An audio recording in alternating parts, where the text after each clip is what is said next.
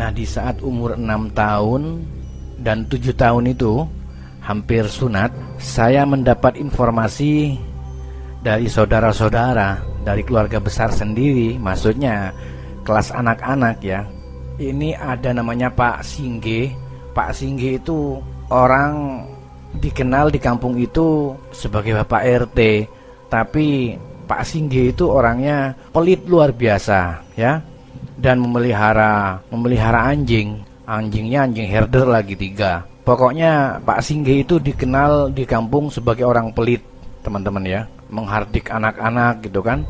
Sampai kami itu takut kalau ada Pak Singge lewat itu, apalagi lewat di depan rumahnya, samping rumahnya, aduh takut, lari semua begitu. Dan itu kejadian saya udah lupa, cuman kalau nggak salah waktu itu saya sudah umur 6 tahun lebih ya, hampir 7 tahun ya.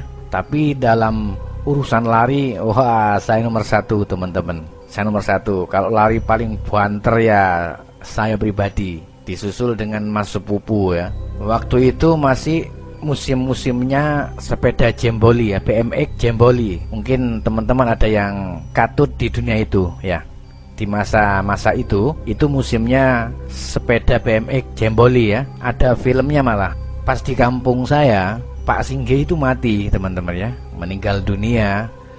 Ya proses meninggalnya ya kami nggak tahu, namanya bocah. Pokoknya dengar kabar terus banyak yang ngerumpi, banyak yang ngerasani kalau Pak Singge itu matinya nggak bagus gitu kan, nggak bagus, mangap-mangap ini dan itu, disiksa ini dan itu, pokoknya macam-macam lah. Akhirnya malam hari itu anak-anak banyak nggak keluar, takut gitu katanya Pak Singge jadi demit. Pak Singge jadi demit gitu kan. Namanya anak nakal, termasuk saya pribadi kan anak nakal gitu kan, nakal. Dicap anak liar gitu, ngeyel. Kalau nggak ngelihat sendiri tuh nggak puas rasanya teman-teman, begitu. Ini cerita masih bocah ya. Nah pada malam itu juga, di malam 13 ya, di malam 13 setelah usai tahlil 7 harinya, 5 hari kemudian, 5 hari berikutnya ada informasi dari orang-orang di kampung lah, termasuk mbah ya, ngobrol-ngobrol dengan emak gitu kan di dapur sambil nanak nasi. Kalau mbah sambil pegang keris tuh. Mbah tiap hari siang malam itu kan selalu ngumbah keris teman-teman ya. Dia pencinta barang-barang pusaka, baik barang peninggalan sesepuhnya, dan juga banyak orang yang minta tolong ke mbah saya untuk membersihkan pusakanya yang berkarat ini dan itu, dikasih pace dan jeruk nipis dan lain-lain. Saya melihat banyak banget gitu kan, diwarangi. Jadi kalau sudah diwarangi keris atau pusaka itu akan kutah, pamornya kutah gitu kan. Pokoknya itulah teman-teman ya, apa gitu kan, biar cepat masuk ke pori-pori keris gitu untuk warangan. Nah di saat itu mereka berdua, antara emak dan mbah saya, itu ngerumpi dikit seperti orang bisik-bisik. Katanya si fulan itu matinya nggak bener nih, begitu. Nggak bener dari mana nih? Ya man anu yang bilang begitu. Dan kenyataannya memang iya teman-teman ya, Pak Singge itu matinya nggak bagus.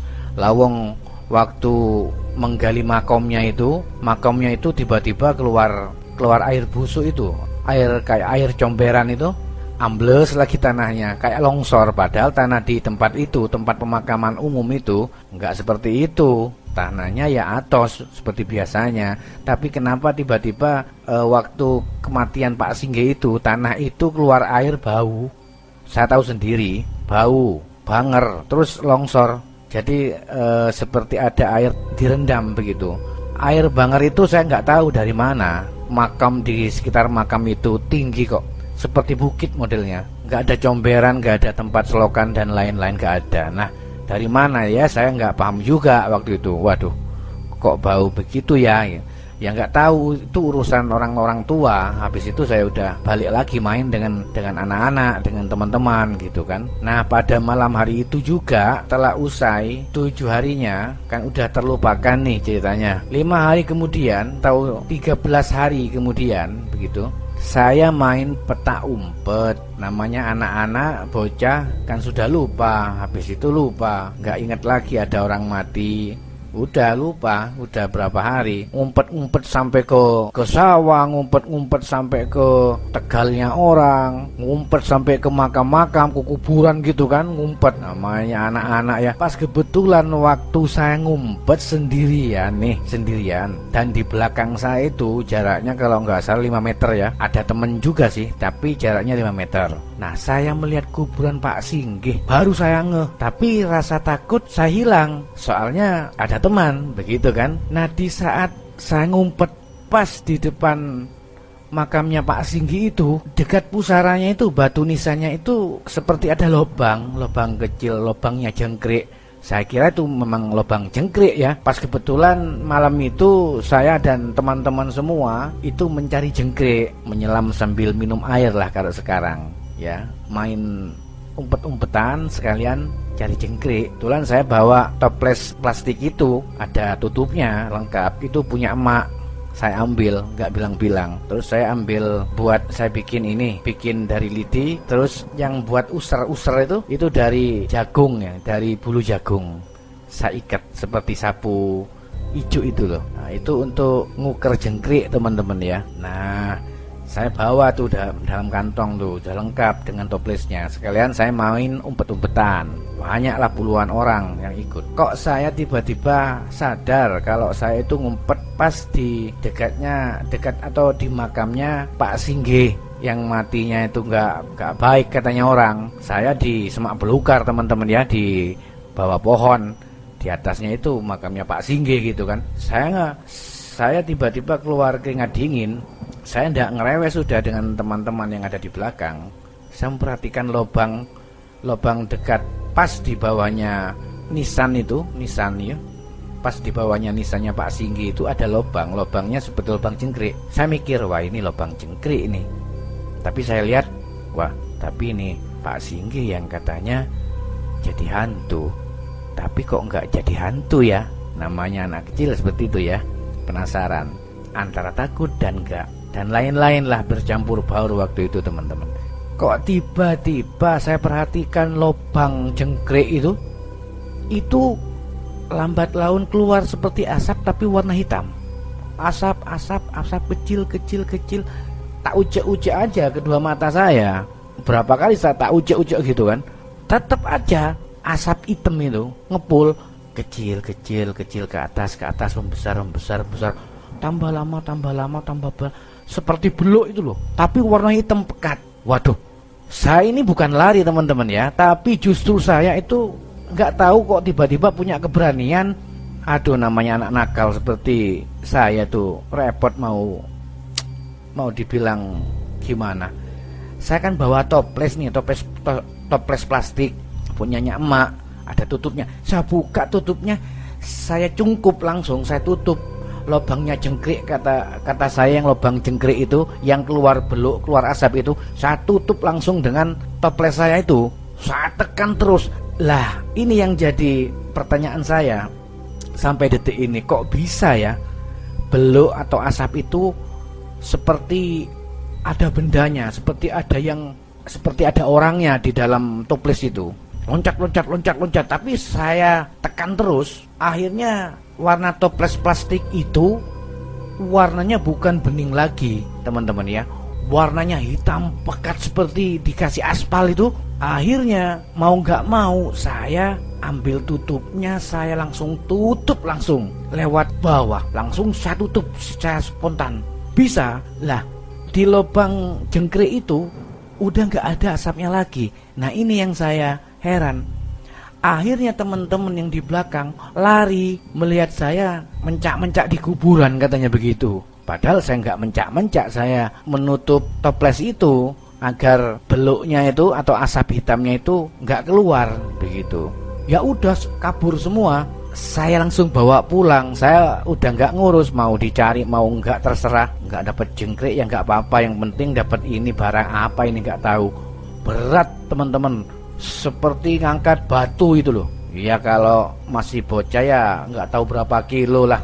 Nah, toples plastik itu seperti seperti ada es batunya di dalam, maksudnya berat. Ibarat toples itu, toples besar itu diisi air full terus taruh dalam kulkas, membatu jadi esnya, seperti itu beratnya. Ya lumayan berat lah. Saya bawa terus sampai saya lari. Pas kebetulan saya bawa sarung, saya bungkus sarung, saya seperti maling gondol itu loh, gondol cucian, ditaruh dalam sarung di bahu kanan, saya lari. Biar wis abot, udah abot gak masalah gitu. Saya lari kemana? Ke Mbah. Ternyata waktu hampir nyampe ke rumah Mbah gak ada. Saya gak berani masuk karena ada tamunya Mbah di rumah, banyak sekali orang-orang, mungkin dari dinas kepolisian, soalnya pakai seragam kepolisian gitu kan, tamu-tamunya gitu. Saya nggak berani, saya takut. Jadi saya lewat belakang cari emak nggak ada, mungkin ada di dalam menyiapkan makanan atau minuman. Nah, saya kok punya ide, saya langsung ke rumah kosong, teman-teman ya. Rumah kosong itu nggak jauh dari rumahnya Mbah lah, gak jauh dari penduduk, kosong memang. Saya letakkan di sana dan memang gelap begitu. Saya letakkan, tapi saya kasih lubang. Saya punya pisau kecil, cutter, itu saya lobangi. Lupa saya dilobangi di tengah kalau nggak salah ya. Yang saya lobangi itu itunya, mikanya yang bening itu, teman-teman. Ya udah, habis itu saya lobangi, saya ngumpet, saya tinggal jauh, tapi saya masih melihat dengan jelas. Itu namanya toples itu gelundang gelundung, mencelat kanan kiri. Pokoknya nggak karu-karuan, seperti ada orangnya di dalam itu loh. Ngeri saya. Suaranya itu nggak jelas, suaranya seperti menjerit, wah, seperti itu. Tapi rame begitu. Saya jadi takut, makanya kalau saya digigit nanti mati saya gitu. Ya udah, saya diem aja, ngumpet di mana ya? Ngumpet di bawah pohon dan ada semak-semaknya gitu. Saya ngumpet gitu, saya perhatikan. Ya itu akhirnya asapnya itu keluarnya itu loh tambah besar, asap tambah besar, berbentuk setelah saya perhatikan, yaitu asli pocong itu. Siapa bilang pocong itu loncat-loncat? Itu bohong itu. Di video-video itu bohong. Nggak ada pocong loncat-loncat. Saya seumur-umur melihat pocong nggak pernah loncat-loncat. Malah pocong itu gak pernah menjejakkan kakinya karena gak ada kakinya, tapi dia berjalan gak menyentuh tanah kalau gak salah, cuman jalannya cepat, tembus sana tembus sini begitu. Ada pohon, itu tembus aja ke pohon. Yang saya tahu seperti itu, saya saksi hidupnya saya. Dan warna kain pocong itu ya persis mayit itu, teman-teman ya, lusuh ya. Lusuh itu kotor, warnanya bukan putih tapi kecoklatan gak karuan. Nggak ada darah, nggak ada, cuman hitam-hitam apa gitu, pokoknya seperti bercak modelnya. Cuman wajahnya saya nggak nampak.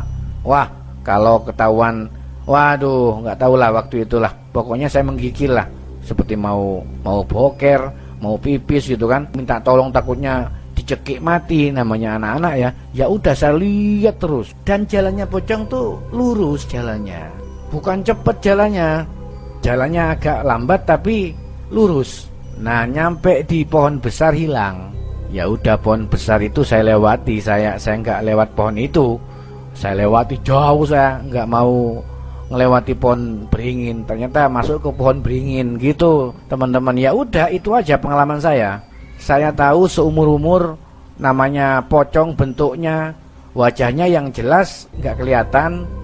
Seperti apa wajahnya nggak tahu. Pokoknya itu pocongnya ya pocong aslinya.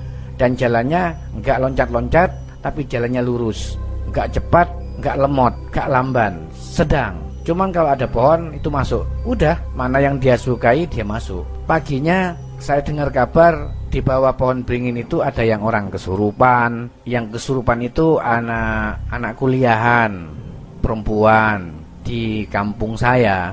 Saya cuman diem saja di rumah, cerita ke Mbak aja. Malah Mbak ngomel-ngomel saya, teman-teman. Jangan seperti itu, nanti ada apa-apa gimana gitu kalau Mbak. Ya udah, itu aja pengalaman saya sebagian kecil. Nanti kita sambung lagi untuk cerita yang lebih dan lebih lagi. Itu aja, teman-teman ya. Terima kasih atas perhatiannya. Assalamualaikum warahmatullahi wabarakatuh.